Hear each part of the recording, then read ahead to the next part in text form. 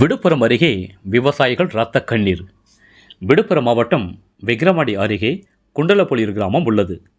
குண்டலப்புலியூர் கிராமத்தில் கல்குவாரி சுமார் 1 வருடங்களுக்கு மேலாக கல்குவாரி இயங்கி வரும் நிலையில் விவசாயம் செய்ய முடியாத நிலையில் சுமார் 2 கிலோமீட்டர் தூர அளவிற்கு விவசாயம் பாதிக்கப்பட்டுள்ளது. ஆனால் பலமுறை விழுப்புரம் மாவட்ட ஆட்சித்தலைவர், தமிழ்நாடு முதலமைச்சரிடமும் மற்றும் அனைத்து இடங்களும் மனு கொடுத்து கண்டுகொள்ளாததால் உளுந்து மற்றும் எந்த ஒரு பயிர் செய்தாலும் கருகிவிடுகிறது. விவசாயிகள் ஒவ்வொரு முறையும் நெல், கரும்பு மற்ற பயிர்கள் விவசாயிகள் செய்யும்போது விழுப்புரம் மாவட்டம் விக்கிரவாண்டி அருகே உள்ள குண்டலப்புலியூர் கிராமத்தில் கல்குவாரி இயங்கி வரும் நிலையில் அதன் காரணமாக விவசாய பயிர்கள் அழிந்து விடுகிறது.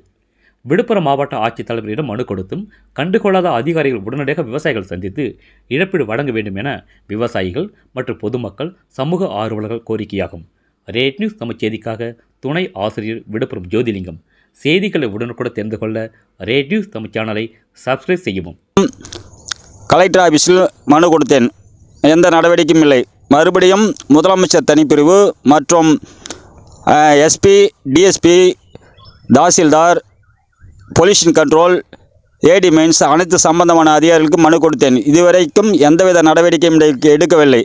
ஆனால் பொல்யூஷன் கண்ட்ரோல் மட்டும் வந்து பார்த்துவிட்டு நாங்கள் நடவடிக்கை எடுக்கிறோம் என்று வந்து சென்றார்கள். இதுவரை எந்த நடவடிக்கை இல்லை. எனது விவசாய நிலம் முழுவதுமாக பாதிக்கப்படுகிறது. நான் இப்பொழுது என் நிலத்தில் உளுந்து பயிரிட்டுள்ளேன். எனது உளுந்து சுத்தமாக பாதிக்கப்பட்டு கருவு அடைஞ்சிருக்குது. எனது வாழ்வாதாரமே பாதிக்குது. நான் மாடு வைத்துள்ளேன், 5 மாடு. அந்த மாடு வைப்பதற்கும் பில்லு பூரா டெஸ்ட் படிஞ்சு எல்லாமே பாதிக்கப்படுது.